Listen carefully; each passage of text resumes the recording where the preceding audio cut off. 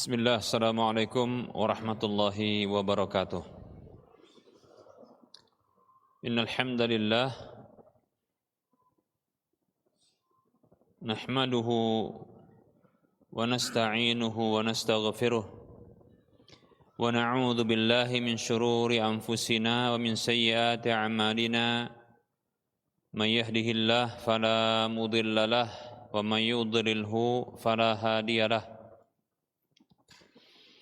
Wa asyhadu an la ilaha illallah wahdahu la syarika lah wa asyhadu anna Muhammadan abduhu wa rasuluhu sallallahu alaihi wasallam. Qala Allah tabaraka wa ta'ala ya ayyuhalladzina amanu taqullaha haqqa tuqatih wa la tamutunna illa wa antum muslimun. يا أيها الناس اتقوا ربكم الذي خلقكم من نفس واحدة وخلق منها زوجها وبث منهما رجالا كثيرا ونساء واتقوا الله الذي تساءلون به والأرحام إن الله كان عليكم رقيبا يا أيها الذين آمنوا اتقوا الله وقولوا قولا سديدا يصلح لكم أعمالكم ويغفر لكم ذنوبكم ومن يطع الله ورسوله فقد فاز فوزا عظيما أما بعد فإن أصدق الحديث كتاب الله وخير الهدى هدى رسول الله صلى الله عليه وسلم وشر الأمور محدثاتها وكل محدثة بدعة وكل بدعة ضلالة وكل ضلالة في النار. Alhamdulillah, mari kita bersyukur kepada Allah atas semua nikmat yang Allah berikan kepada kita. Yang semua nikmat itu datang dari Allah tabaraka wa ta'ala, yang bila disyukuri nikmatnya Allah akan tambahkan untuk kita. Salawat dan salam tak lupa kita ucapkan untuk Rasulullah sallallahu alaihi wasallam. Semoga Allah tabaraka wa ta'ala menetapkan dalam hati kita ketaatan kepada Rasulnya, kecintaan kepada Rasulnya yang dibuktikan dengan ketaatan dan mengikutinya sampai Allah mewafatkan kita dalam kondisi kita husnul khatimah. Amin ya rabbal alamin. Baik para hamba Allah rahimani wa rahmakumullah, kita lanjutkan bahasan tentang sumpah. Al-halfu la yakunu illa billah. Bersumpah itu tidak boleh kecuali dengan nama Allah Subhanahu wa taala. Ani bin Umar radhiyallahu anhuma anna an-nabiy sallallahu alaihi wasallam adraka Umar bin al-Khattab radhiyallahu anhu wa huwa yasiru fi raqbin yahlifu bi abihi. Dari Abdullah bin Umar radhiyallahu anhuma bahwa Nabi sallallahu alaihi wasallam mendapati Umar bin Khattab radhiyallahu anhu dalam kondisi dia berjalan pada kendaraan yang dia bersumpah dengan ayahnya. Faqala, maka Nabi mengatakan, ala innallaha yanhaakum an tahlifu bi abaikum man kana halifan falyahlif billahi aw liyasmut. Hadis ini hadis yang dikeluarkan oleh Imam Al-Bukhari dan Imam Muslim. Ketahuilah sesungguhnya Allah Subhanahu wa taala melarang kalian untuk bersumpah dengan orang-orang tua kalian, leluhur kalian. Seperti ungkapan demi leluhurku, gitu ya. Demi nenek moyangku, begitu. Karena bagi seseorang tentunya leluhurnya, orang tuanya, ya, itu mulia di sisinya. Demikian. Tapi ini dilarang, ya. Maka halifan, maka siapa saja yang ingin bersumpah, falyahlif billahi. Maka hendaklah dia bersumpah dengan Allah Subhanahu wa taala, au liyasmut, atau dia diam.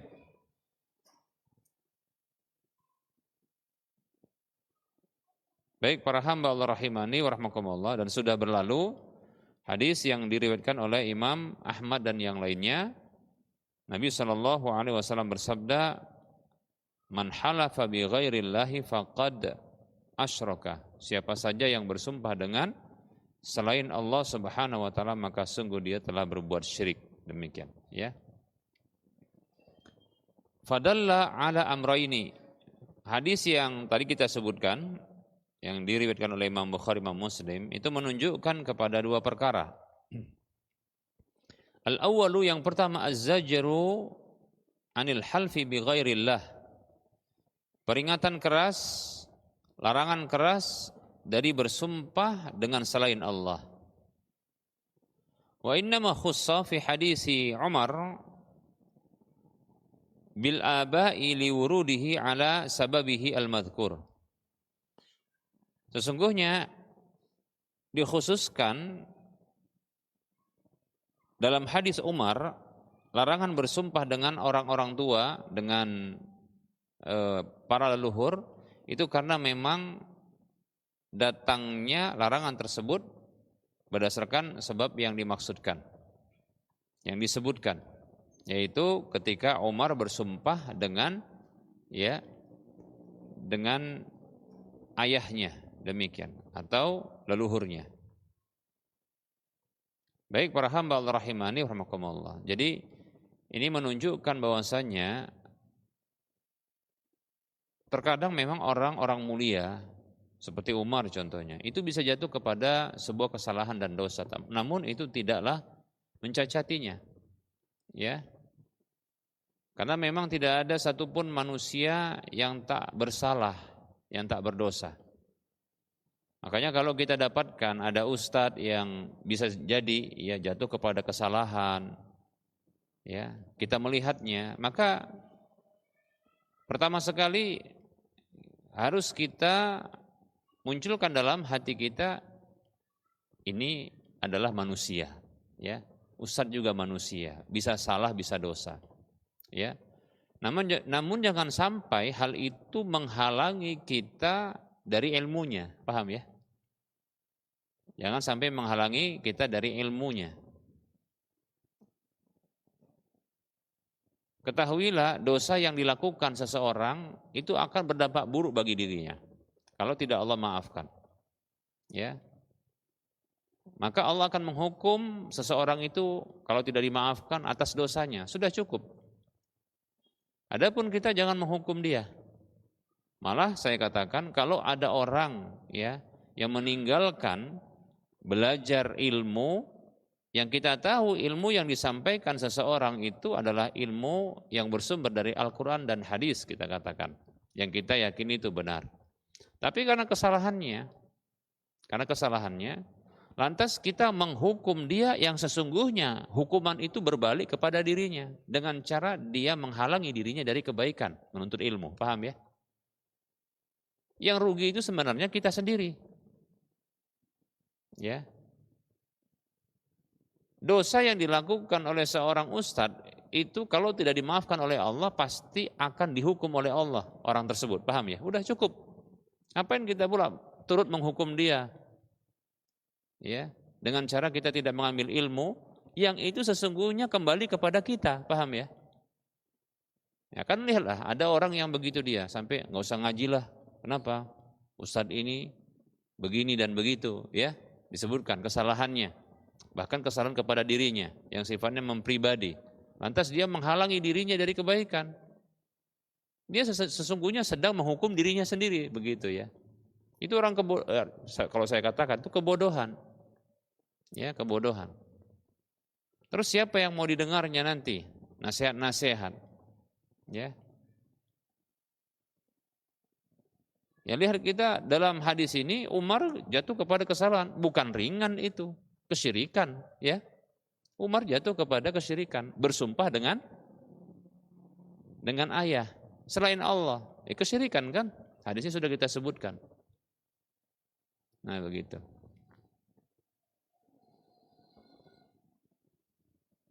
Tapi Allah Subhanahu wa taala ya malah mengangkat Umar karena para sahabat adalah orang yang terbaik ketika mereka bersalah, sebagaimana kata Nabi sallallahu alaihi wasallam, ya, kullu bani Adam khata wa khairu khata'in tawwabun.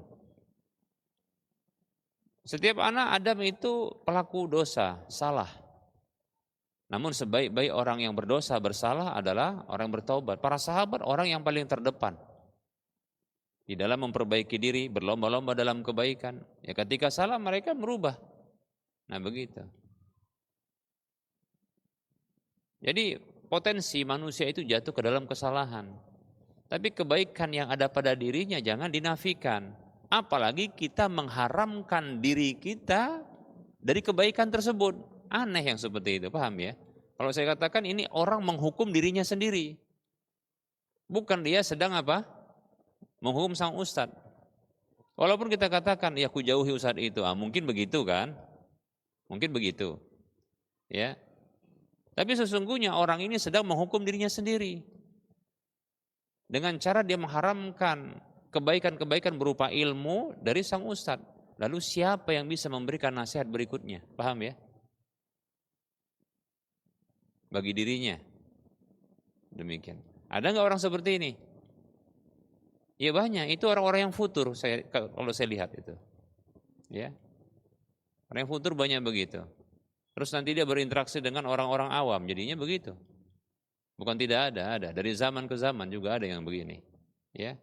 Kesalahannya adalah, satu kesalahannya, dia harus mendapatkan seorang guru seperti malaikat. Kalau gitu jadi malaikat aja. Nggak ada yang begitu. Ya. Nah, ini syubhat. Saya katakan syubhat. Yang seperti ini syubhat para hamba Allah rahimani rahimakumullah. Makanya ini yang menggelanyut dari sebahagian saudara kita yang mengaku bermanhaj salaf. Yang dulu disebut, mereka menamakan diri dan sekarang juga demikian salafi, dan sekarang menjadi salafi sejati, ya begitu kan? Salafi murni. Kenapa? Harus gurunya tanpa ada kesalahan. Kalau salah ditahdir. Gitu, ditinggal. Ini syubhat besar. Ya. Kalau seperti ini ustadz salah lantas dia ditinggalkan, padahal kesalahannya mungkin dalam permasalahan yang bisa ditoleransi karena masalah ijtihadi. Atau dikarenakan perkara maksiat yang mungkin dia bertobat darinya. Bahkan bisa jadi tobatnya sebagaimana Nabi pernah mengatakan tentang tobat seorang wanita yang dia berzina, itu bisa dibagikan ke 70 orang yang ada di Madinah. Nah begitu. Tapi sayang sekali, nah begini, pola pikir yang seperti itu, kalau mendapatkan kesalahan seseorang, lantas kebaikan-kebaikannya dinafikan, ya. Nah ini orang yang nggak bersyukur yang pertama, ya. Kemudian metode model seperti ini, itu model perempuan, itu manhajnya perempuan. Satu salah menutup semua kebaikan, nah, itu kan perempuan kan, gitu kata Nabi kan. Nah ini sedikit kita belajar terkait dengan mindset kita terhadap seorang tokoh, ya, tokoh agama. Tadi kita dapatkan terkait dengan ya kasus di mana Umar jatuh kepada kesalahan dan tidak ringan kesalahan itu kesyirikan. Namun bisa jadi karena ketidaktahuan, ya. Baik para hamba Allah rahimani wa rahimakumullah. Ya, ini nasihat kita bersama. Jadi kalau kita dapatkan ya tokoh-tokoh agama kita, ustadz-ustadz kita lah kita katakan, ya mereka jatuh ke dalam kesalahan. Ya, maka kembalikan itu kepada Allah Subhanahu wa taala. Itu kesalahan dia dengan Allah. Semoga Allah mengampuninya. Begitu. Enggak usah ikut-ikutan kita menghukum. Allah nanti kalau tidak memaafkannya akan menghukum dia, begitu pasti, ya. Dan jangan, ya, kita menghukum diri kita sendiri dengan menjauhi kebaikan-kebaikannya, nasihatnya, petunjuk dan bimbingannya, yang itu sumbernya kita tahu adalah Al-Quran dan hadis. Ya, tidak ada manusia yang tidak jatuh kepada dosa dan kesalahan. Ada dosa dan kesalahan. Bahkan Nabi Shallallahu Alaihi Wasallam itu ada kesalahannya, bukan tidak ada. Makanya ada Al-Quran yang mengatakan wa wada'na anka wizrak, dan kami gugurkan, letakkan darimu, ya, atau kami hapus darimu wizrak, dosamu. Berarti Nabi itu bisa berdosa, cuma diampuni, paham ya? Makanya kita pernah dengar Nabi itu diampuni dosa yang telah berlalu dan akan datang. Berarti ada peluang. Pertanyaannya, apakah kita meninggalkan Nabi ketika kita melihat Nabi itu bersalah? Bodoh tidak namanya? Ya. Bahkan di beberapa kasus dalam Al-Quran itu Nabi ditegur oleh Allah karena salah Nabi. Contoh, kasus ketika menerima tebusan dari peserta para tawanan perang Badar. Mestinya dibunuh tawanan, tapi Nabi mengambil kebijakan, mengambil tebusan, ditegur sama Allah. Salah. Kasus contohnya Rasulullah bermuka masam dengan apa? Siapa? Abdullah bin Umi Maktum. Sampai turun ayat negur. Salah yang seperti itu. Karena Abdullah bin Umi Maktum menginginkan kebenaran, tapi Nabi malah bermuka masam. Memang ada sebab, tapi kan salah, ditegur sama Allah. Mau kita tinggalkan Nabi? Kan nggak begitu, ya. Nah, kalau kita lihat ada ustadz yang salah, jangan ditinggalkan. Gitu, paham ya? Jangan ditinggal, tapi diperbaiki. Kalau bisa dinasihati, nasihati. Ustadznya kalau dinasihatin, awak yang biasa dinasihatin kan gitu ya. Ini ustadz pula yang mau dinasihatin. Ya kenapa? Orang ustadznya juga manusia.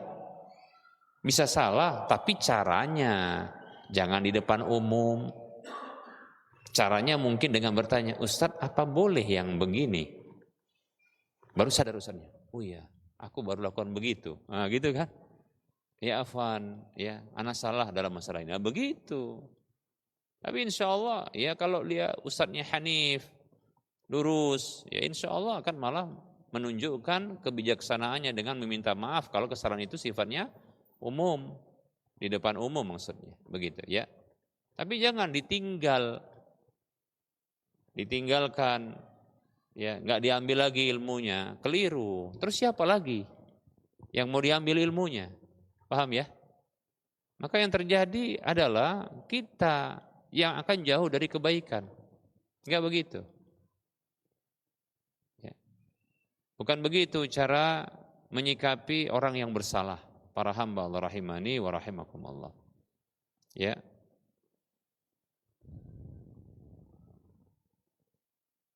Tadi kita sedikit menyinggung orang yang mengaku salafi sejati.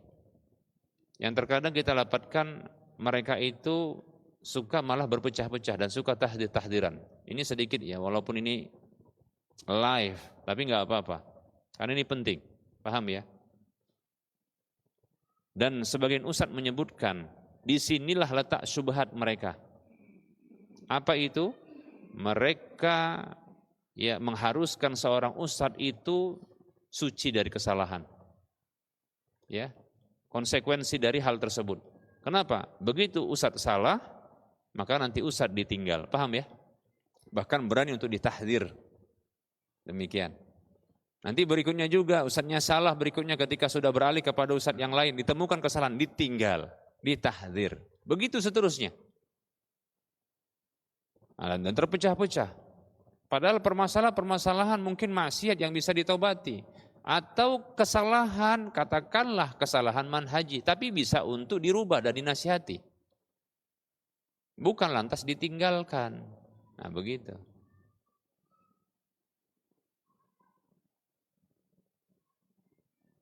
Paham tidak? Ya. Kalaulah seandainya modelnya seperti itu, ya, Kalau modelnya seperti itu, kalau seandainya boleh seperti itu, maka cobalah kesalahan mereka dahulu membuat sebuah ormas laskar jihad itu, yang itu sampai ya difatwakan oleh para ulama sebuah kesalahan. Apakah lantas begitu mau mereka ditahdir semuanya? Kan gitu. Apa begitu? Ya tidak begitu, ya itu pola pikir yang keliru demikian, ya. Di mana asas dari agama kita yaitu an-nasihah. Ya, bukankah Rasul mengatakan ad-dinun nasihah, agama adalah nasihat. Maka nasihat. Ya, nasihat. Agama kita ini prinsipnya nasihat. Yaitu saling memberikan nasihat. Dan nasihat itu muncul tidaklah disebut dengan nasihat kecuali berasal dari kata an-nushu. An-nushu itu artinya apa? Ketulusan. Maka kalau cinta kita dengan ustadz kita, salah ustadznya, dinasihati dengan ketulusan. Sebagaimana kita jatuh kepada kesalahan tersebut, maka kita ingin diluruskan dengan cara yang baik, ya maka demikian pula, apalagi itu ustadz kita, begitu. Bukan lantas ditinggal, tengok nih, salah dia kan, gitu.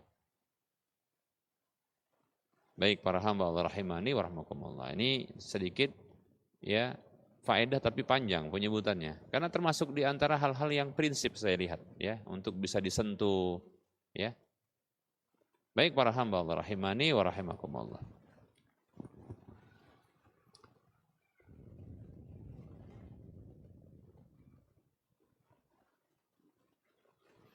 Au khussa liqaunihi ghaliban alaihi, atau hal perkara tersebut dikhususkan ya dikarenakan sumpah ya dengan selain Allah itu, yaitu sumpah dengan orang tua, itu ghaliban alaihi, sesuatu yang mendominasi Umar ketika itu. Kenapa? Liqaulihi sallallahu alaihi wasallam fi riwayatil ukhra, dikarenakan ada sabda Nabi SAW di riwayat yang lain, wa kanat Quraisyun tahlifu bi abaiha. Dahulu orang-orang Quraisy itu suka ya bersumpah dengan para leluhur mereka. Ya karena leluhur itu diagungkan, ya wajar kan?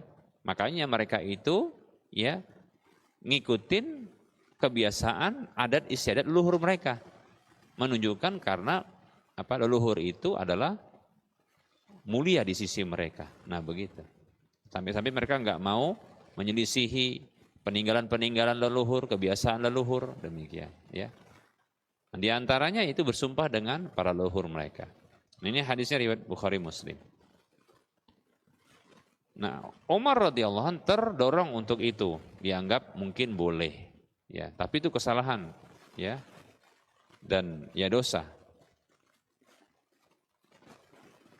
Wa yadullu ala ta'mimi qauluhu ta'ala, ya, dan itu menunjukkan kepada pemberlakuan secara umum, yaitu tidak boleh bersumpah kepada selain Allah, bukan hanya ya bersumpah dengan para leluhur. Yaitu sabda Nabi SAW yang mengatakan, man kana halifan fala yahlif illa billah. Siapa saja yang bersumpah maka jangan bersumpah kecuali dengan Allah Subhanahu wa taala. Baik. Ini yang pertama. Ya, larangan keras dari bersumpah dengan selain Allah. Kemudian as-sani yang kedua, anna man halafa bi ghairillahi mutlaqan lam tan'aqid yaminuh. Bahwasanya siapa saja yang bersumpah dengan selain Allah secara mutlak, maka tidak berlaku sumpahnya. Enggak berlaku sumpahnya. Sawaun kana al-mahlufu bihi yastahiqqu at-ta'dhima lima'nan ghairil ibadati kal anbiya'i wal malaikati wal ulama'i was sulha'i wal aba'i wal ka'bati. Baik itu yang disebutkan dalam sumpah tersebut yang diagungkan itu berhak memang ya mendapatkan pemuliaan dari umat Islam. Untuk makna selain ibadah, seperti contohnya ya, maksudnya pengagungan yang bukan sifatnya ibadah. Ya, seperti Nabi kan itu harus dimuliakan, diagungkan. para malaikat, para ulama, orang-orang soleh, ya, orang-orang tua, ya, Ka'bah, au kana la yastahiqqu ta'dhima, ya, kal ahadi, au yastahiqqu at-tahqira wal idlali, at-tahqir wal idlal kasyayatin wasairi, ya, man ubida min dunillah, ya, maupun yang tidak berhak untuk diagungkan seperti individu-individu tertentu, atau malah yang berhak untuk dihinakan dan direndahkan seperti setan, ya iblis gitu kan, atau apa saja yang disembah selain Allah. Ya, maka ini tidak, ya, tidak berlaku sumpahnya kalau sumpahnya dengan selain Allah Subhanahu wa taala, enggak berlaku. Ya. Langsung batal, demikian. Wa wajhud dilalati minal khabari annahu lam yahlif billahi wala bima yaqumu maqama dzalika. Sisi pendalilannya dari khabar tersebut bahwasanya, ya, tidak bersumpah dengan selain Allah dan juga tidak boleh bersumpah dengan selain Allah. Maaf, ya. Sisi pendalilan dari khabar tersebut adalah tidak bersumpah dengan Allah, ya, atau apa saja yang berposisi sepertinya, ya. Baik para hamba Allah rahimani wa rahimakumullah. Artinya tidak boleh bersumpah dengan selain Allah Subhanahu wa taala. Dan itu apa saja, ya, yang dijadikan sumpah dengan selain Allah, ya, maka tidak berlaku sumpahnya. Baik, catatan, idza halafal muslimu li akhihi billahi fayanbaghi an yasduqahu atau an yusaddiqahu. Apabila seorang muslim bersumpah untuk saudaranya, dia bersumpah dengan nama Allah, maka hendaknya, ya, saudaranya tersebut itu membenarkan sumpah itu. Keraguannya hilang, tidak usah lagi takut. Karena orang ketika dia bersumpah kan ingin menguatkan pernyataannya. Maka kita yang mendengarkan sumpah dengan nama Allah tersebut, ya, kita membenarkan itu, ya sudah, ya. Adapun kalau dia dusta itu urusan dia dengan Allah Subhanahu wa taala. Kita benarkan. Walaupun dia dusta, katakanlah dusta. Wa in ulima atau wa in alima minhu diddahu. Walaupun diketahui sebaliknya. Apa sebaliknya? Dia dusta. Ya. Maka tetap saja, ya, sebagai apa fungsinya seperti itu? Fungsinya adalah untuk mengagungkan Allah yang disebutkan dalam sumpahnya. Nah, itu dia. Ada riwayat, ya, yang dikeluarkan oleh Imam Bukhari, Imam Muslim, an Abi Hurairah radhiyallahu anhu qala, dari Abu Hurairah radhiyallahu anhu, ia mengatakan qala Rasulullah sallallahu alaihi wasallam. Rasulullah sallallahu alaihi wasallam dia bersabda, ra'a Isa ibnu Maryam alaihi salam rajulan saraqa. Dahulu Isa putra Maryam, Nabi Isa putra Maryam alaihi wassalam,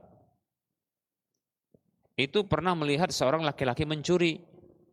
Faqala Isa, lalu Isa radhiyallahu alaihi salam itu mengatakan, as-sarakta, apakah engkau mencuri? Qala, kata orang yang dilihat itu, ya, kalla walladzi la ilaha illa huwa, tidak, sekali-kali tidak. Demi Allah, zat yang tidak ada sesembahan yang berhak disembah kecuali Dia. Faqala Isa, maka Nabi Isa mengatakan, amantu billah, aku beriman kepada Allah, wa kadzabtu aini, dan pandangan mataku ini salah. Gitu. Nah, seperti itu sebagai bentuk mengagungkan Allah Subhanahu wa taala yang disebutkan dalam sumpah dia itu. Walaupun benar sesungguhnya. Ya, maksudnya benarnya apa? Benar bohongnya gitu, ya. Dusta dia. Tapi tetap saja itu dibenarkan karena dalam rangka untuk mengagungkan, ya, Allah yang disebutkan dalam sumpahnya tersebut.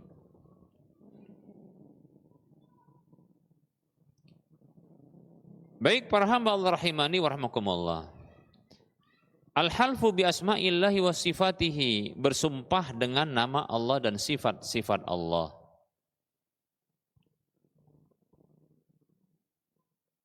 Bagaimana bentuk bersumpah dengan nama Allah? Al-halfu bi asma'illahi ta'ala.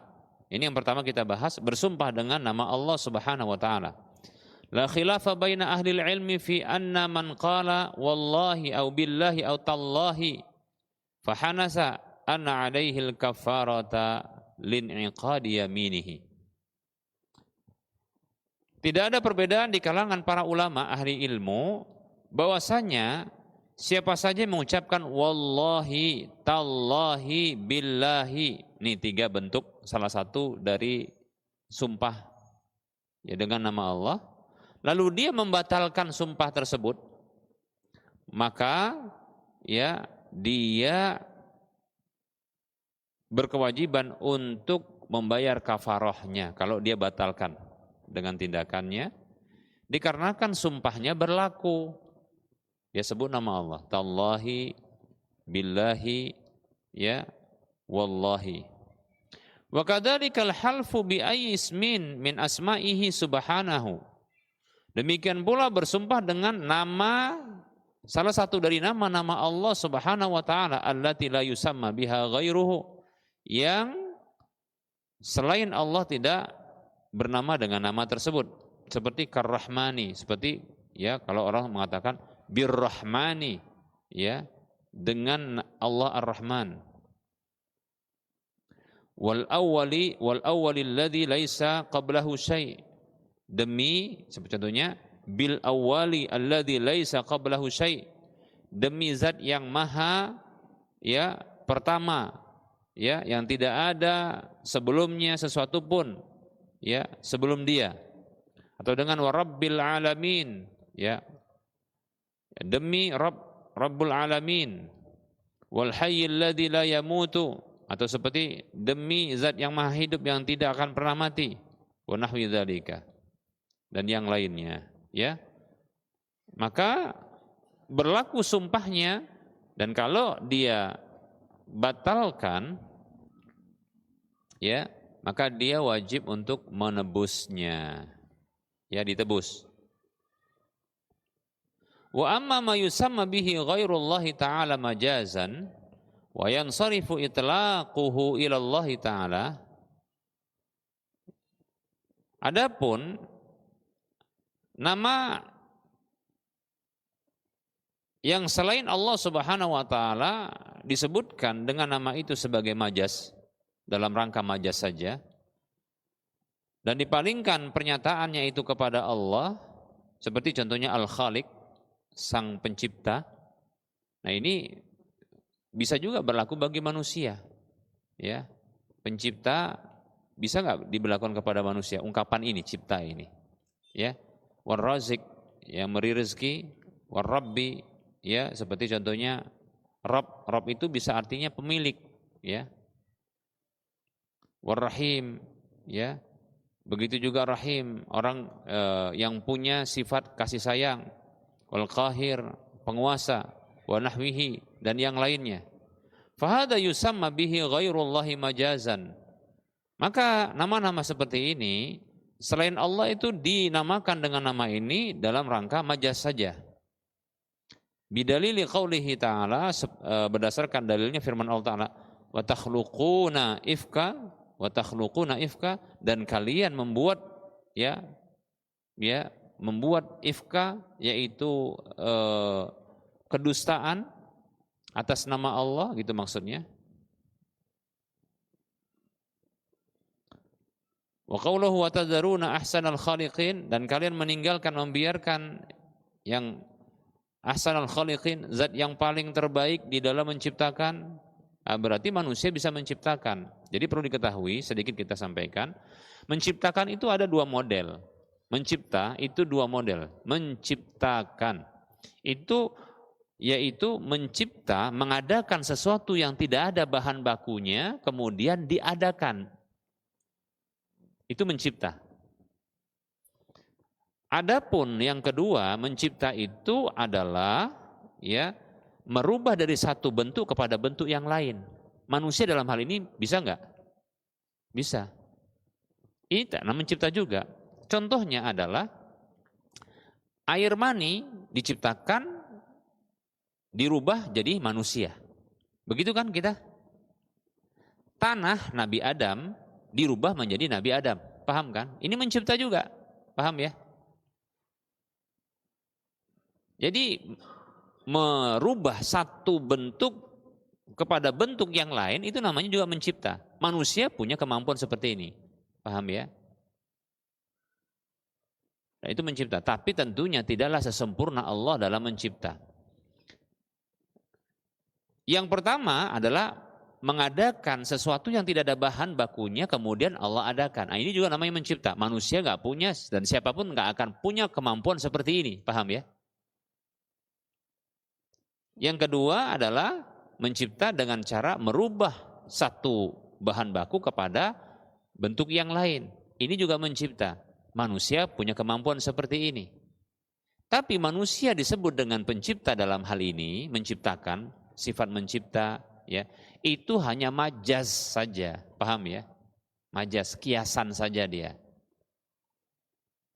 Ya, dan tidak boleh kita yakini bahwasanya pencipta manusia itu pencipta seperti Allah mencipta, nggak boleh. Hanya penyebutan majaz. Dalam Al-Quran ada ungkapan seperti itu, manusia disifati dengan mencipta. Demikian.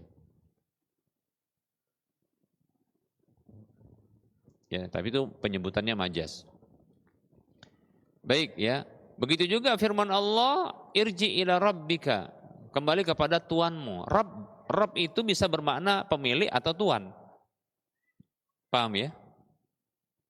Udhkurni inda rabbika, sebutkanlah aku, kata Yusuf, ya, ya, di sisi Tuhanmu, bukan Tuhan. Rabb itu bisa maknanya Tuhan. Nah, begitu. Nah, kalau gunakan nama-nama seperti ini, fahadha inna wa bihi ismallahi ta'ala au atlaqa kana yaminan li'annahu bi'itlaqihi yansarifu ilaihi. Nah, yang demikian ini apabila seseorang dia berniat ketika mengucapkannya, ya, dalam sumpahnya, ya, dengan nama Allah tersebut dia niatkan itu nama Allah loh, gitu ya. Atau dia nyatakan begitu, maka itu menjadi sumpah. Dikarenakan ya, dengan menyatakan tanpa mengkaitkan sesuatu, maka itu diarahkan kepada sumpah. Jadi berlaku sumpahnya.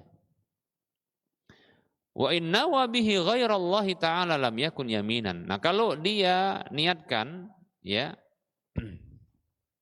ketika dalam menyebutkan sumpah tadi disebutkan demi sang pencipta ini, ya, contohnya begitu. Demi sang pencipta bangunan ini, katakanlah begitu. Dia katakan demi sang pencipta bangunan ini. Oh, ada bangunan besar-besar begitu kan. Dia maksudkan adalah ya, itu manusia atau raja atau pemimpin yang punya kekuasaan, yang punya kebijakan sehingga bisa membuat bangunan yang besar tadi, ya. Maka yang seperti ini bersumpah dengan selain Allah, maka tidak dikatakan sumpah sehingga tidak berlaku sumpahnya, tapi tetap berdosa gitu maksudnya. Paham ya? Tapi kalau dia contohnya ya demi yang menciptakan ini, maksudnya bangunan beserta dengan apa saja yang di situ, tapi dimaksudkan adalah Allah itu, ya. Maka itu jadi sumpah. Itu maksud dari ungkapan yang seperti ini.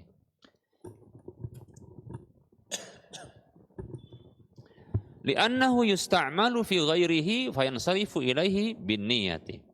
Karena sesungguhnya itu bisa digunakan untuk selainnya, namun dia mengarahkan kepada Allah Subhanahu wa taala dengan niatnya, maka itu jadilah dia sumpah. Nah, seperti itu. Kalau untuk selain Allah, maka bukan sumpah. Enggak berlaku sumpahnya. Wa amma ma yusamma bihillahu ta'ala wa ghairuhu wa la yansarifu ilaihi bi itlaqi kal hayyi wal alimi wal karimi wa nahwi dzalika fa hada in qasada bihil yamina bismillahi kana yaminan wa in atlaqa au qasada ghairallahi ta'ala lam yakun yaminan. Adapun ya nama-nama yang Allah Subhanahu wa taala dan selain Allah Subhanahu wa taala juga diberi nama dengan nama tersebut dan dia tidak mengarahkan kepadanya dengan ketika menyatakannya, seperti contohnya Al-Hayyu yang hidup, Al-Alim kal hayyi seperti yang hidup hayy ya, Al-Alim yang berilmu, yang mengetahui, Al-Karim yang mulia dan yang semisalnya. Itu Allah dan makhluk yang lain punya nama seperti ini. Maka yang seperti ini apabila dia tujukan untuk sumpah dengan nama Allah, maka itu sumpah. Tapi kalau dia nyatakan atau dia tujukan untuk selain Allah, maka itu bukan sumpah. Ya. Tapi kalau dia maksudkan itu bukan selain Allah, maka dia berarti bersumpah dengan selain Allah, berlaku itu kesyirikan. Nah, begitu. Baik ya. Ini maksudnya kalau menggunakan sebuah nama-nama yang itu murni nama Allah saja, yang lain nggak bernama dengan nama itu, maka ini jelas murni sumpah. Demikian. Paham ya? Tapi kalau ada nama-nama yang istirak, nama-nama itu digunakan juga untuk selain Allah, tapi juga untuk Allah, maka ini tergantung niat. Nah, seperti itu.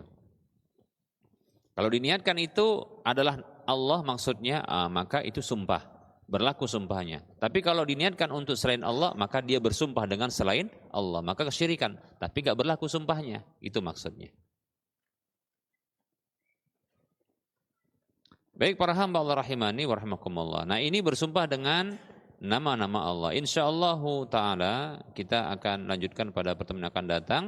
Akan kita bahas terkait dengan bersumpah dengan sifat-sifat Allah. Nanti juga pembahasan bersumpah dengan Al-Quran. Ya, gimana bersumpah dengan Al-Quran? Al-Quran itu kan, ya, Al-Quran itu merupakan kalamullah.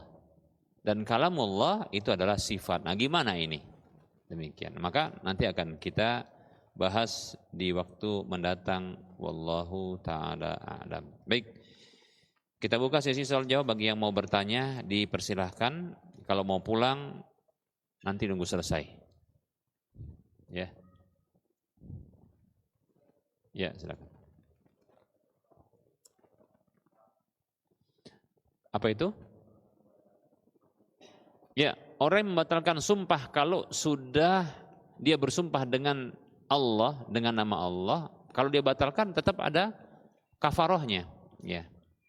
Tadi kiparat ya namanya ya. Ya, bukan keparat ya. Kalau keparat itu keparat itu bahasa Arab dari kata kafaroh. Cuma dijadikan sebagai bentuk apa? Bentuk ungkapan yang konotasinya jelek. Ya. Itu ya, keparat gitu katakannya kan. Padahal dari kafaroh. Ya. Ya, kafaroh itu ya. Baik. Ada yang lain mau bertanya? Ya.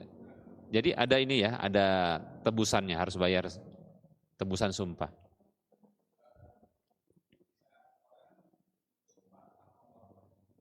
Dengan nama Allah.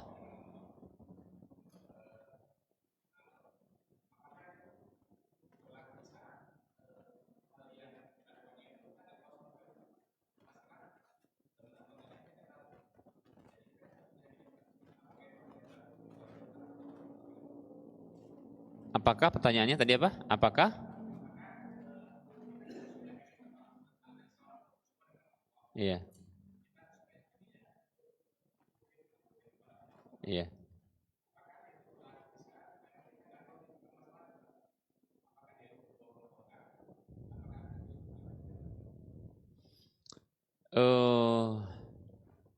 Mungkin yang ditanyakan terkait dengan dampaknya gitu ya, meluas atau tidak meluas, sehingga apakah lantas ya seseorang yang dia bersumpah dengan nama Allah ya, kita tidak tahu ini benar atau tidak benar, apakah lantas kita harus yakini? Sebenarnya bukan kita yakini, karena yang kita yakini sebenarnya adalah sebaliknya, kalau seandainya memang benar ya. Tapi ya, maksud di sini adalah dibenarkan karena mengagungkan nama Allah yang disebutkan itu, mengagungkan Allah. Jadi kalau ada orang dia kayak kasus tadi Nabi Isa alaihissalam, dilihat Nabi Isa itu mencuri, betul mencuri. Lalu ditanyakan, kamu mencuri? Nah gitu. Malah bersumpah dia, enggak, sekali-kali tidak katanya. Lalu dia bersumpah dengan nama Allah.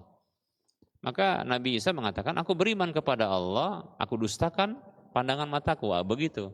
Sebenarnya ya diyakini memang mencuri orang tadi, cuma Nabi Isa mengagungkan Allah. Jadi seolah-olah pandangan itu udah nggak usah diakui ya begitu. Tapi tetap saja, maksudnya dibenarkan sumpahnya gitu. Dia nggak mencuri karena mengagungkan nama Allah. Adapun apa namanya dalam kasus, katakanlah dalam kasus pengadilan itu pun sama, ya. Makanya kan kata Nabi Shallallahu Alaihi Wasallam, "Lau yu'tan nasu bid'awahum ladda'a rijalun amwala qaumin wa dima'ahum, lakinil bayyinatu 'alal mudda'i wal yaminu 'ala man ankar." Jadi Ahmad kalau tidak salah, ya Nabi mengatakan, andaikan ya orang-orang itu diberikan dengan klaim mereka, anggapan mereka, ya pastilah nanti kalau selalu diberikan, nanti ada orang yang akan mereka mengklaim harta seseorang atau darah seseorang. Kalau harta seseorang dimiliki dia klaim itu harta dia. Atau darah seseorang, oh ini orang ini harus dibunuh karena nggak suka dia dikatakan ini harus dibunuh katanya.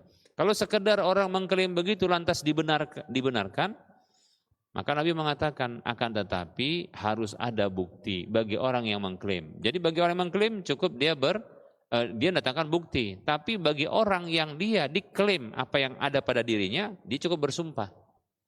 Dusta atau tidak dusta itu urusan dia di sisi Allah. Nah begitu. Ya.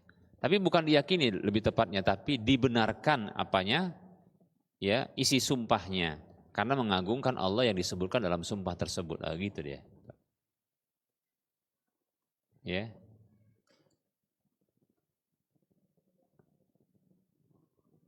Demikian.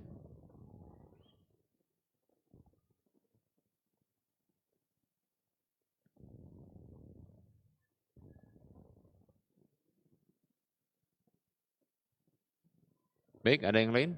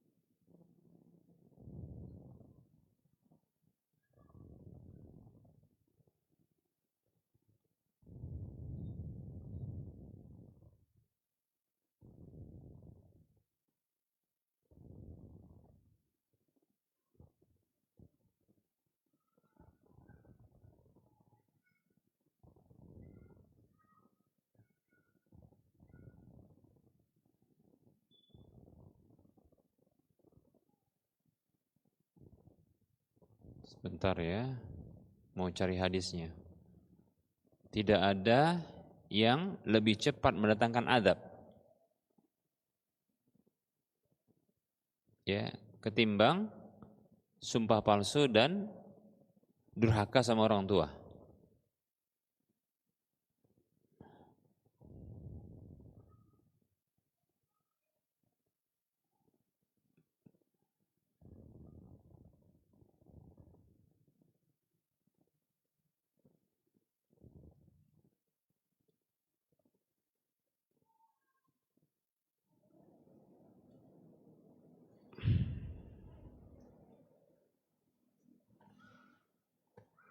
Itu disebutkan dalam satu hadis.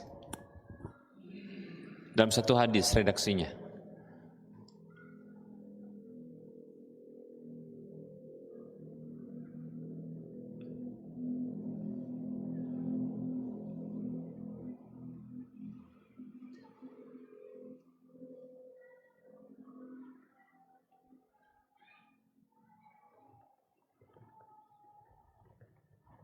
Kayaknya kok baru kali ini dengar. Ini sedang dicari. Sebentar ya.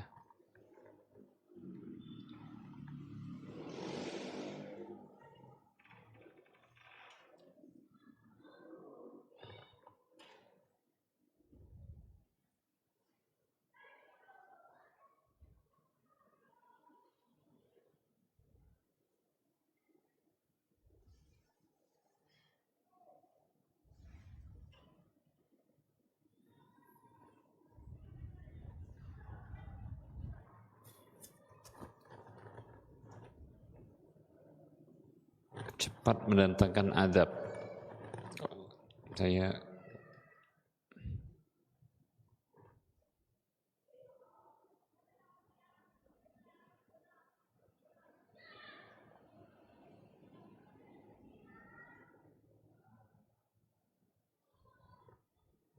kalau disebutkan dengan dosa besar, ya ada pengiringan antara durhaka sama orang tua dengan sumpah palsu, disebut dengan al-yaminul ghamus.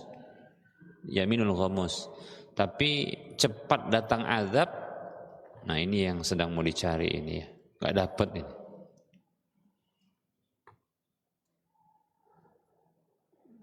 Tidak ada sesuatu yang lebih cepat mendatangkan azab ketimbang ya sumpah palsu dan durhaka sama orang tua. Nah ini wallahu alam ya, saya belum pernah dapatkan atau belum ingat, bisa jadi ya. Ya, coba.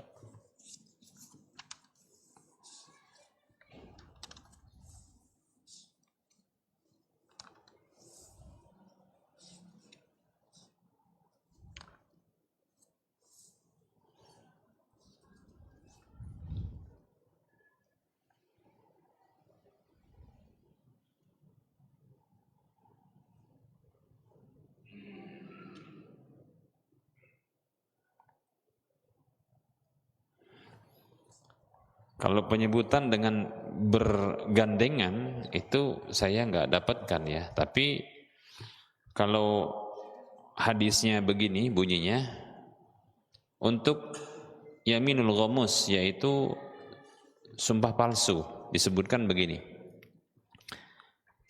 An Abi Dzarrin radhiyallahu anhu anin Nabi sallallahu alaihi wasallam qala salasatun la yukallimuhumullahu yaumal qiyamah wa la yanzuru ilaihi wa la yuzakkihim wa lahum adzabun alim.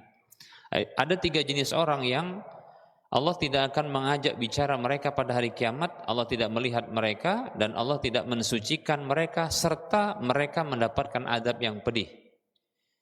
3 kali Nabi mengucapkan itu, maka Abu Dzar mengatakan khabu wa khasiru manhum ya Rasulullah, ya buntung dan merugi mereka. Siapa mereka itu wahai Rasulullah?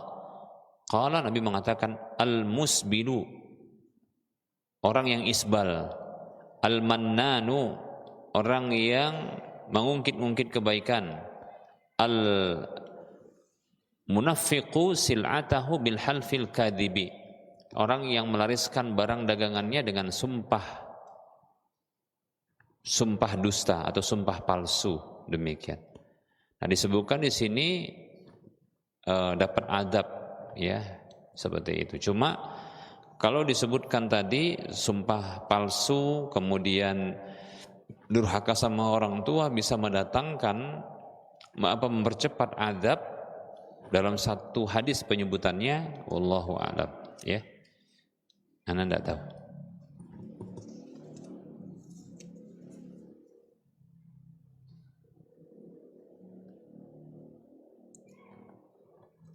Baik, ada yang lain?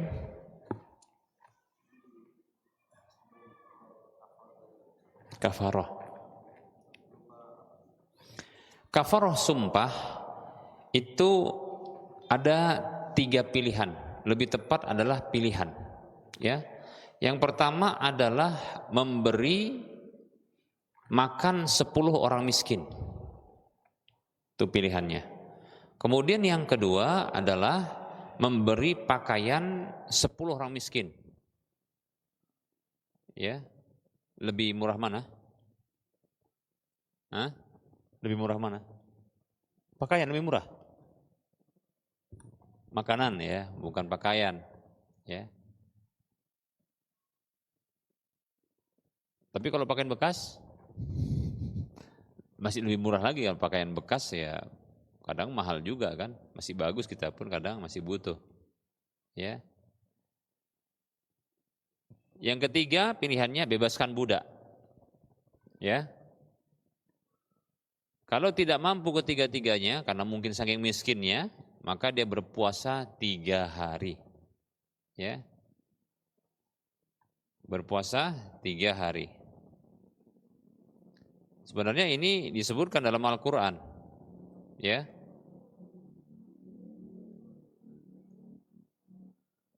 Dalam Al-Quran itu disebutkan terkait dengan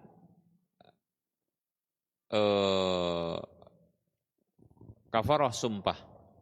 Yaitu dalam surah Al-Maidah ayat 89. Surah Al-Maidah ayat 89. Silakan dilihat ya. Ya, surah Al-Maidah ayat 89 terkait dengan kafarah sumpah. Ya. Allah katakan a'udzu billahi minasyaitonir rajim la yu'akhidhukum Allahu billaghwi fi aymanikum walakin yu'akhidhukum bima aqadtumul aiman fakaffaratuhu it'amu asharati masakin min awsati ma tut'imuna ahlikum aw kiswatuhum aw tahriru raqabah faman lam yajid fasiyamu salasati ayyamin dzalika kaffaratu aymanikum idza halaftum wahfadhu aymanakum kadzalika yubayyinullahu lakum ayatihi la'allakum tashkurun. Kata Allah yang artinya Allah tidaklah memberikan hukuman kepada kalian disebabkan ya permainan dalam sumpah, enggak sungguh-sungguh dalam sumpah. Akan tetapi Allah ya mengambil atau menghukum kalian disebabkan apa yang kalian tegaskan sumpah kalian itu dengan hati kalian.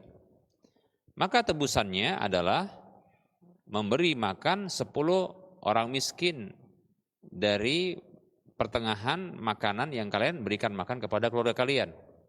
Jadi harga makanannya itu yang pertengahan ya. Walaupun tafsirannya yang terbaik disebutkan ada begitu. Atau pilihannya berikutnya memberi pakaian kepada 10 orang miskin itu. Atau membebaskan budak. Kalau kalian tidak mampu, maka berpuasa 3 hari. Itulah tebusan sumpah-sumpah kalian tatkala kalian bersumpah. Dan jagalah sumpah-sumpah kalian. Demikianlah Allah menjelaskan kepada kalian ayat-ayatnya agar kalian bersyukur. Nah begitu. Surah apa tadi? Al-Maidah ayat 89. Ya. Dalam hadis pun ada juga ini. Cuma ayat ini lebih jelas insya Allah. Ya, hadis sebagai penjelasnya lagi demikian. Baik, ada yang lain? Ya.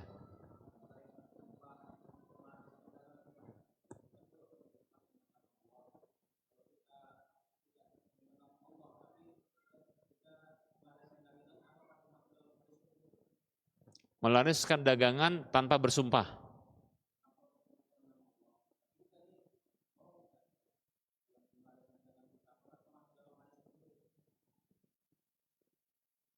Lebih parah, dosanya lebih besar kalau dia bersumpah dengan selain Allah. Karena kesyirikan. Maksudnya dia bersumpah dengan selain Allah untuk lariskan dagangan.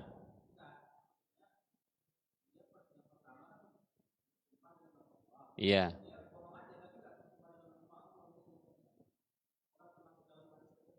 Masih belum paham pertanyaannya. Jadi kalau bersumpah dengan nama Allah untuk lariskan dagangan, maka dia termasuk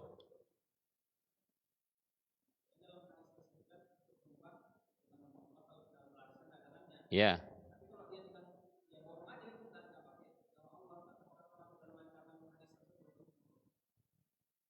Dia bohong untuk melariskan dagangan tanpa ada sumpah. Apakah dia termasuk dalam hadis tersebut? Enggak. Enggak termasuk. Karena dalam hadis tersebut ya disebutkan dia dengan bersumpah. Ya. Jadi ada namanya takyid, takyidnya dengan sumpah, melariskan dagangan dengan sumpah dusta. Nah di sini dia ada penghinaan terhadap Allah, makanya dia dapat hukuman begini, nggak dilihat sama Allah, ya. Kemudian nggak disucikan, nggak diajak bicara, dapatkan adab yang pedih, karena dijadikan Allah itu sebuah hal yang sepele untuk melariskan dagangan dia. Wajar dapat begitu, ya. Seperti contohnya gini, nama kita dijual oleh seseorang untuk melariskan dagangan dia, ya, untuk urusan dunia dia. Kira-kira kita mau nggak ketemu sama orang ini? Rendah kali pun kita dibuatnya, gitu kan? Nah, itu kira-kira itu ilustrasi kira-kira ya. Ketika kita direndahkan dengan cara begitu, nama kita dijual. Kalau bahasa dijual itu maksudnya terlalu rendah untuk lariskan dagangan, begini disebutkan nama kita. Nah kita kalau tahu, biasanya kita enggan untuk ketemu orang itu, malas kita mau ketemu, ngobrol pun malas. Kenapa? Rendah kali kita dibuat, kan gitu kan? Nah gitulah kira-kira. Ya, berarti apakah orang yang kalau dia hanya dusta untuk lariskan dagangannya, apakah dia dapat adab seperti ini? Ya enggak, kita katakan enggak. Ya dapat, dia jatuh kepada dosa menipu, jelas menipu karena dusta, ya. Pasti yang disebutkannya tidak seperti aslinya, kan gitu kan? Dia dusta, laris dagangannya, ya. Nah itu masuk ke dalam namanya ghish, tindakan ghish, ya. Dan kata Rasulullah, man ghasyana falaysa minna, siapa saja yang menipu kami maka dia bukan termasuk golongan kami. Nah itulah itu di antara balasannya. Tapi bukan seperti ini ya. Wallahu ta'ala. Baik, ada yang lain?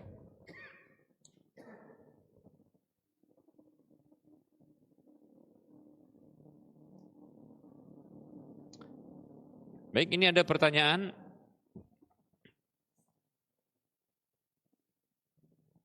Saya sudah menikah di tahun lalu, Pak. Emang kayak bapak-bapak saya. Tapi buku nikah hilang. Hanya tersisa sertifikat 1. Buku nikah hilang. Sertifikat 1. Yang mana itu? Buku 1 lagi. Sertifikat ada? Ada. Anakku nggak dapat ya? Oh yang lama nggak ada? Oh yang baru ada? Oh kalau gitu supaya dapat nikah lagi berarti ya? Supaya dapat.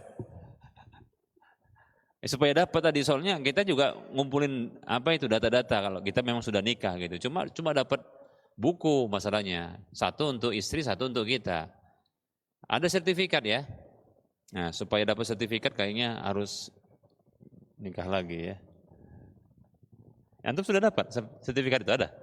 Mas antum ada? Oh enggak ada. Kami pernah cekcok. Cekcok tahu ya, tengkar. Dan suami tidak sengaja menyebut kata talak.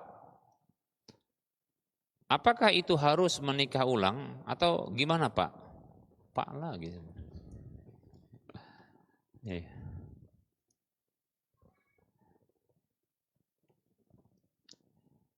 Bismillah. Ketika talak diucapkan, bukanlah lantas tali hubungan suami istri itu putus, paham ya? Bukan lantas, bukan kontan, bukan otomatis, tidak. Ada pemberlakuan namanya iddah, masa iddah. Ya. Masa iddah. Nah, apabila dalam masa iddah tersebut ya, itu tidak dirujuk, nah baru dia kalau sudah berlalu masa iddahnya, nah ini baru bisa putus hubungan suami istri, putus dia ya status hubungan suami istri. Demikian, enggak spontan. Nah, itulah diantara fungsi iddah itu ya. Banyak fungsinya, diantaranya bagi laki-laki untuk dia berpikir ulang. Apakah dia mau melanjutkan ya rumah tangganya, ataukah dia membiarkan sampai putus, bubaran. Nah, begitu. Ya. Demikian. Dan ini bentuk kasih sayang Allah kepada ya suami istri, yang bisa jadi memang ada hal-hal yang mendorong emosi sang suami, lantas dia mengucapkan kalimat talak. Demikian. Ya, kalau bayangkan spontan begitu talak langsung dia apa? Bubar, putus status hubungan suami istri. Wah, itu luar biasa yang seperti itu. Ya, sangat memberatkan. Tapi alhamdulillah tidak demikian, ya. Nah, seperti itu. Apakah harus menikah ulang? Tidak perlu. Ya, cukup merujuk. Suami merujuk. Jadi kita jelaskan dulu terkait dengan masa iddah. Masa iddah itu beragam, berbeda-beda sesuai dengan kondisi sang wanita dan suami, antara suami dan istri. Kalau masa iddah ya ditalak tersebut dalam kondisi hamil, maka masa iddahnya sampai melahirkan. Kalau dalam kondisi istri tadi hamil ya. Nah, sekarang dalam kondisi tidak hamil, maka itu dirinci. Kalau sudah pernah digauli, pernah berhubungan badan, tidak dalam kondisi haid, ya, dan tidak dalam kondisi hamil, dan sudah pernah digauli, dan wanita tersebut dia masih mengalami haid, maksudnya mengalami haid itu kadang haid, kadang tidak, bukan menopause, paham ya? Maka masa iddahnya 3 quru namanya. Para ulama berbeda pendapat. 3 quru itu ada yang mengatakan 3 kali suci, ada yang mengatakan 3 kali haid. Saya condong kepada 3 kali haid, demikian. Kemudian masa iddah, ya, apabila ditalak dalam kondisi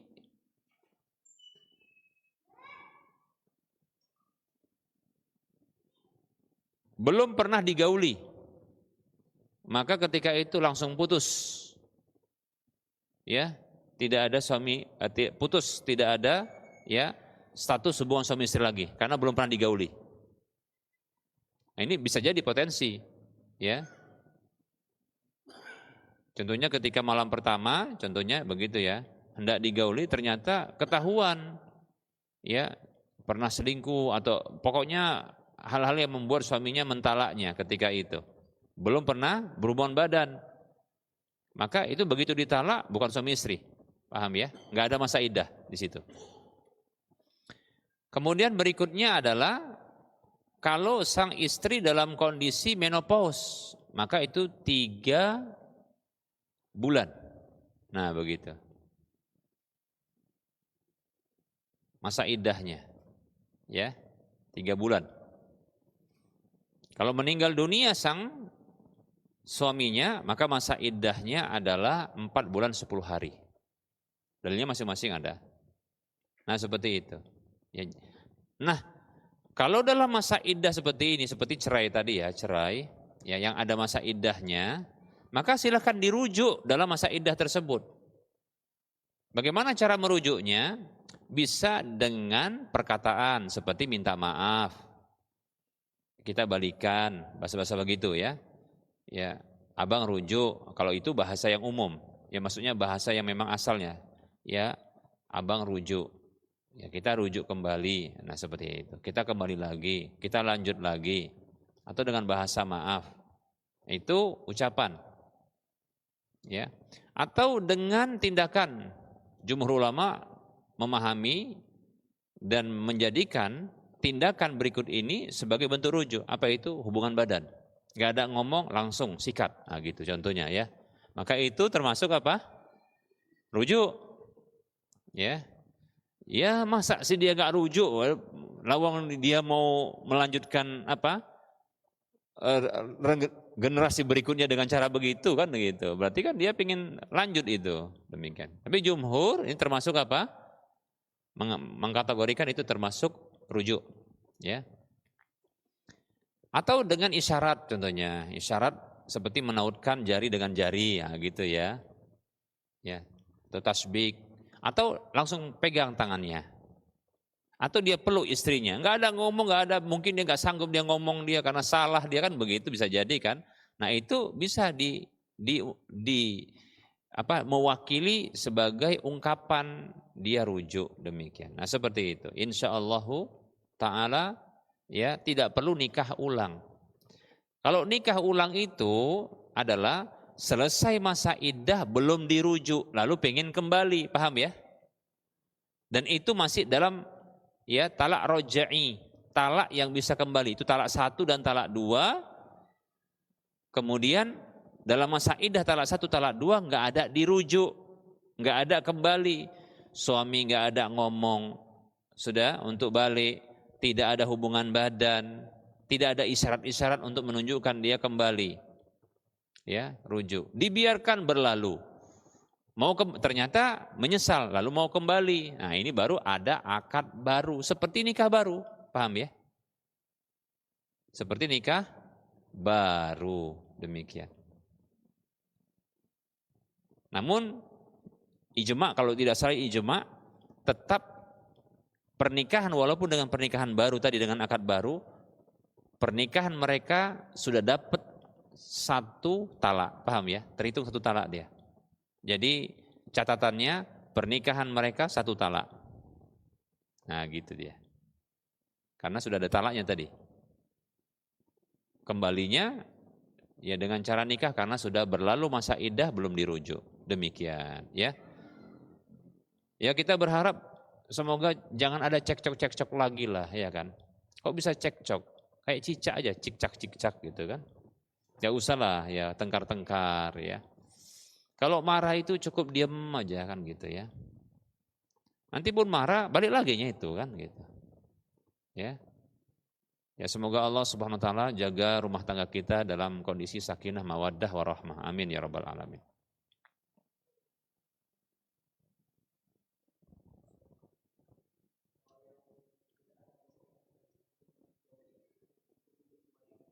Nikah. Nikah.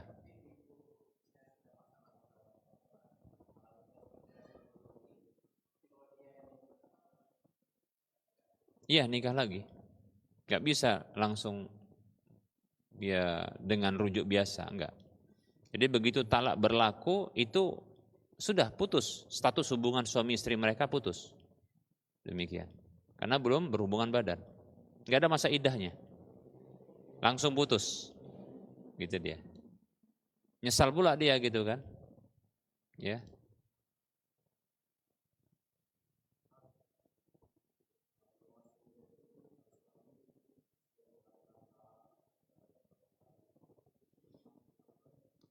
Oh, para ulama berbeda pendapat terkait dengan kasus namanya irdafut tolak, yaitu menunggangkan atau memasukkan talak di masa iddah yang sedang yang sudah ditalak. Itu namanya irdafut tolak namanya, yaitu memasukkan talak ya ke dalam dalam kondisi masa iddah. Jadi wanita tadi dia ditalak lalu dia menunggu masa iddah. Ditalak balik dalam kondisi masa iddah. Nah itu namanya irdafut tolak. Istilah para ulama irdafut tolak. Ya, menunggangkan talak berikutnya. Padahal ini masih nanggung talak dia ini gitu kan. Tapi belum berakhir. Maka para ulama berbeda pendapat. Pendapat yang kuat saya condong kepada pendapat ini, bahwasanya ini pendapat Syekhul Islam Ibnu Taimiyah, tidak sah talaknya. Walaupun ya sebagian ulama yang lain ada mengatakan berlaku talaknya. Tapi pendapat yang kuat ini talak bid'i. Talak bid'i. Ya, talak bid'i itu ada beberapa. Pertama, ini satu contohnya. Ya. Yang kedua adalah ya yang mirip dengan itu juga mentalak di satu majelis dengan talak 3. Seperti contohnya, kutalak kamu Kutalak kamu, kutalak kamu. Nah, 3 kali. Itu talak bid'i. Pendapat yang kuat 1 talak berlaku, bukan 3.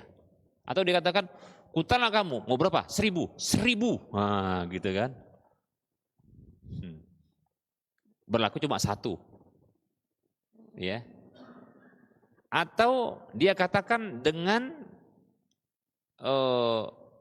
sekali ucap, kutalak kamu dengan talak 3. Nah, gitu contohnya.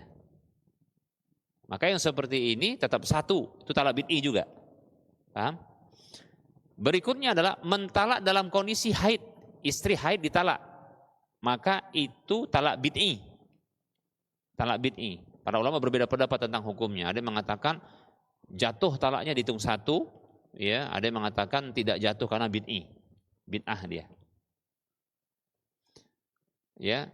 Kemudian mentalak istri di masa suci yang barusan digauli. Contoh nih. Seorang istri baru saja suci dari haid. Berarti suci ya. Lalu dia gauli istrinya. Tahu digauli? Mau saya cerita lah ya, gimana caranya ya. Dia berhubungan badan, jima. Dalam kondisi masa suci itu yang tadinya digauli, ditalak si istri. Paham ya? Belum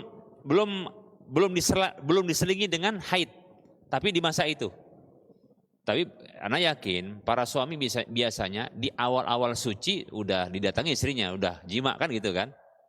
Nah karena satu kasus mungkin akhirnya ditalak sang istri.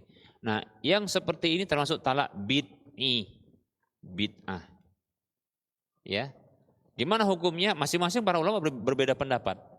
Ya, demikian. Begitu. Gimana hukumnya? Jatuh atau tidak? Para ulama berbeda pendapat. Lalu gimana? Ustaz condongnya apa? Ada sebagian merinci. Ya, kalau ada sebagian ulama semuanya, semua talak bid'i nggak berlaku. Nah gitu dia, nggak berlaku. Semua talak bid'i nggak berlaku karena bid'ah dia. Sesuatu yang bid'ah nggak berlaku, gitu dia. Paham ya? Ada ulama yang mengatakan dilihat kasus-kasusnya. Demikian. Kalau ana dulu pernah condong kepada pendapat dulu ya. Saat ini pun sepertinya begitu, masih. Yaitu apa? Talak dalam kondisi haid itu berlaku. Tapi pelakunya berdosa yang mentalak istri dalam kondisi haid. Ya. Tapi talaknya berlaku. Karena ada hadisnya. Nah, hadis inilah yang para ulama itu berbeda pendapat. Ini sahih atau enggak ini yang ungkapan ini ya, begitu ya. Baik.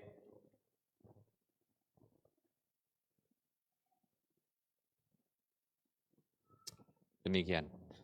Nah, perlu ada yang orang tidak paham, dianggapnya ini merupakan bentuk talak yang tak berlaku. Apa itu? Mentalak istri dalam kondisi hamil. Paham enggak? Itu berlaku. Apakah berdosa? Tergantung niat. Kalau maksudnya dia ingin menyakiti istrinya dengan talak tersebut karena dalam kondisi hamil, ya dia berdosa karena niatnya. Tapi kalau dia jatuhkan talak ketika itu karena mungkin dia emosi, istri punya salah, hamil pula istri, ya dia nggak berdosa lah. Dan sah itu, paham ya? Sah. Wallahu a'lam.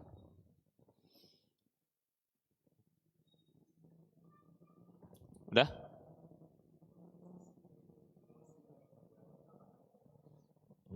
Ini pembahasannya talak terus nih ya. Nah, talak ghadban namanya. Itu talak dalam kondisi emosi. Para ulama membagi menjadi 3 seperti yang disebutkan oleh Syekh Muhammad Shalih Utsaimin rahimahullah ta'ala. Talak ghadban, talak seorang suami dalam kondisi dia marah. Maka itu ada 3 kondisinya. Pertama, seorang suami ketika dia mentalak walaupun marah, dia menyadari apa yang diucapkannya dan menyadari konsekuensinya. Tahu konsekuensinya? Kalau kuucapkan ini, jatuh talak nih. Nah, dan dia sadar yang diucapkannya itu talak, ya, maka sepakat para ulama jatuh talaknya, berlaku talaknya, paham ya? Yang kedua, talak seorang suami dalam kondisi tertutup akalnya, yaitu dia tidak menyadari ucapannya dan tidak menyadari konsekuensinya, paham ya? Yang seperti ini sepakat para ulama nggak berlaku talaknya. Kenapa? Dia seperti orang gila, nggak sadar dia. Ada nggak orang kayak gini? Ngamuk dia, ngamuk gitu kan? Entah apa-apa yang diucapkannya dan apa yang dibantingnya, nggak tahu. Begitu dia sadar, loh kok hancur begini? Rumahnya hancur, apa-apa hancur, istrinya sudah berdarah-darah begitu. Yang diucapkannya pun dia nggak tahu.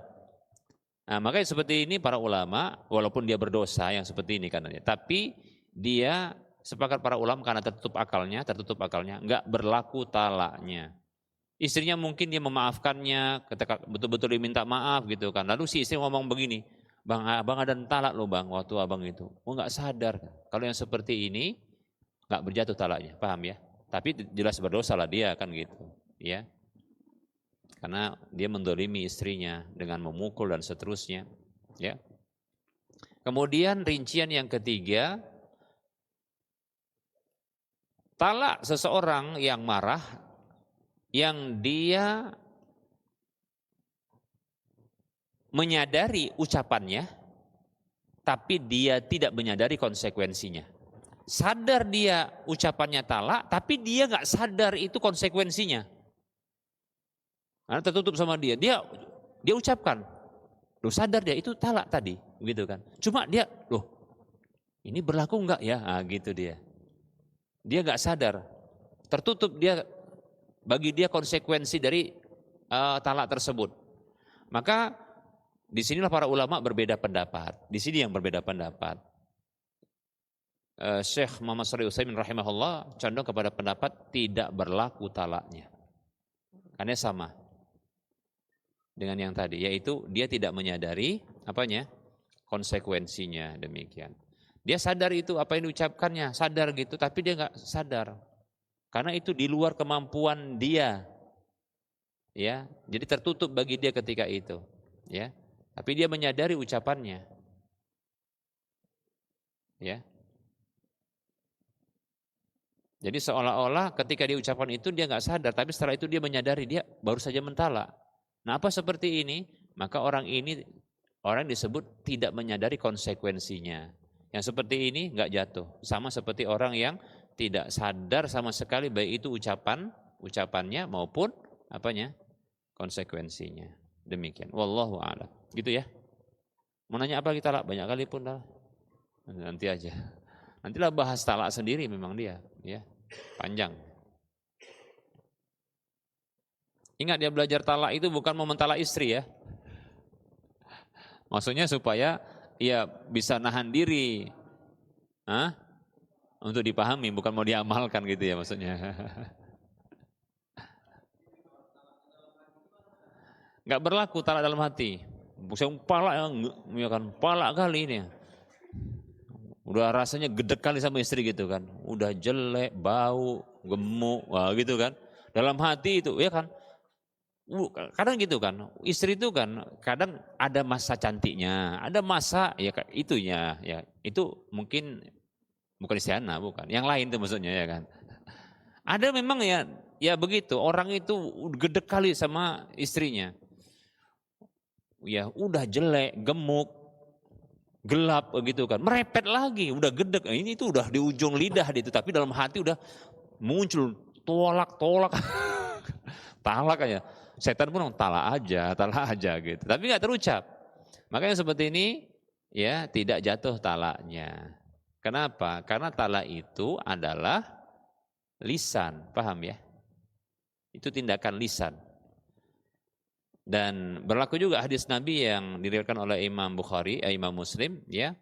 Innallaha tajawaza li an ummati ma hadatsat bihi anfusuhum ma lam tatakallam bih au ta'mal bih. Atau kama qala sallallahu alaihi wasallam. Sesungguhnya Allah memaafkan ya dari umatku apa saja yang dibicarakan dalam diri mereka, dalam hati mereka, selama belum diucapkan dan selama belum diamalkan, dilakukan.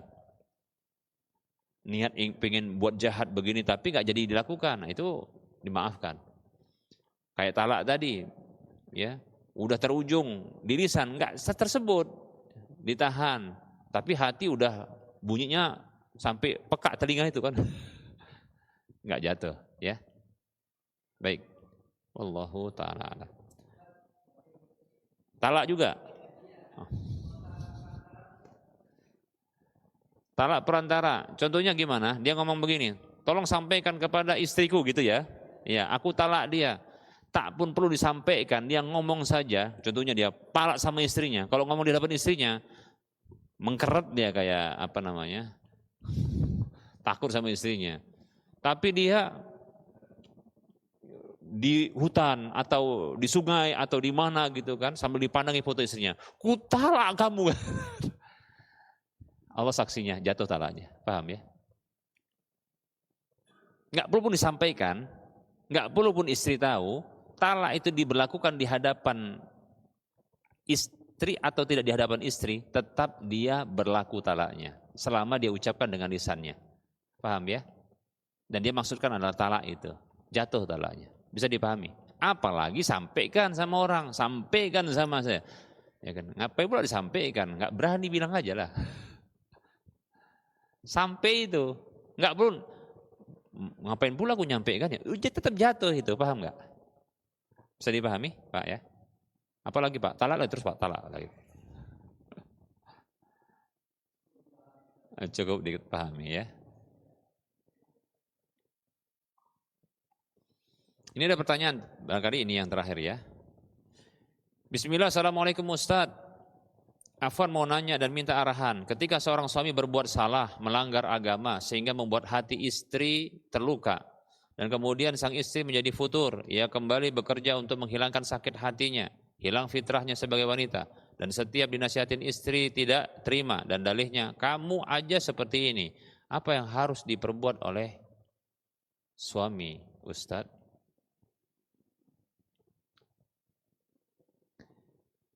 Bismillah. Waalaikumsalam warahmatullahi wabarakatuh. Ya pertama, sang suami minta maaf sama istrinya karena sudah menyakiti hati istrinya. Minta maaf. Ya. Minta maaf. Kalau kesalahan terkait dengan agama, maka minta ampun sama Allah. Demikian. Ya, kalau menyakiti hati istri, maka minta maaf sama istri. Demikian. Begitu. Terus minta maaf sama dia sampai lunak hatinya. Nah, begitu. Ya. Nabi SAW saja itu minta uzur, minta maaf sama Sofia. Siapa Sofia? Ya, istri Rasulullah yang dari agama Yahudi, kan gitu ya. Minta maaf kepada Sofia karena berperang lalu membunuh keluarga. Ya. Di antaranya adalah ayah, bahkan kalau nggak salah suami ya. Yang jelas ada orang yang dicintai Sofiyah mati. Pertanyaannya, salah nggak Rasulullah? Jawabannya tidak salah. Kenapa? Perang. Tapi Rasulullah tetap minta maaf. Padahal tidak salah. Tapi begitulah Rasulullah. Untuk melembutkan hati memang harus minta maaf. Ya, yang salah tetap laki-laki. Sebenarnya bukan salah. Tetap minta maaf untuk melembutkan. Gitu maksudnya. Bukan salah laki-laki, bukan. Lihat Rasulullah itu ya, tidak salah pun tetap minta maaf. Begitu, memang untuk melembutkan hati. Maka minta maaf, apalagi salah, minta maaf sampai istri ya dia lunak hatinya. Lalu dia bisa menerima kembali suaminya, demikian. Ya. Nah, mudah-mudahan seperti itu. Ya, mudah-mudahan ketika lunak hatinya karena minta maaf terus dan terus berulang, ya. Berulang minta maaf. Rasulullah itu enggak sekali-kali, ya. Sampai perlakuan Rasulullah kepada Sofia itu khusus. Apa contohnya? Rasulullah itu ya menjadikan paha Rasulullah untuk naik kaki siapa? Sofia untuk bisa naik ke kendaraan. Biasanya kan pakai pelana yang di bawah itu naik gitu kan. Nah ini enggak, kakinya Rasulullah supaya begitulah Rasulullah. untuk melunakkan hati. Berulang-ulang sampai akhirnya itu yang cerita Sofia sendiri. Lunak hati Sofia, cerita sampai sama ya sama salah satu tabi'in. Karena seperti itu, ya.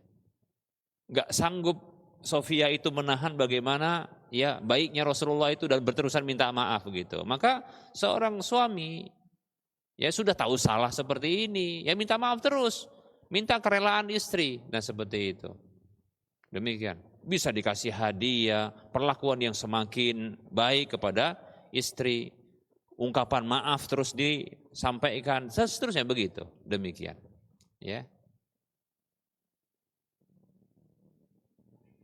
Dan mungkin bisa juga ungkapan janji untuk tidak mengulangi. Demikian.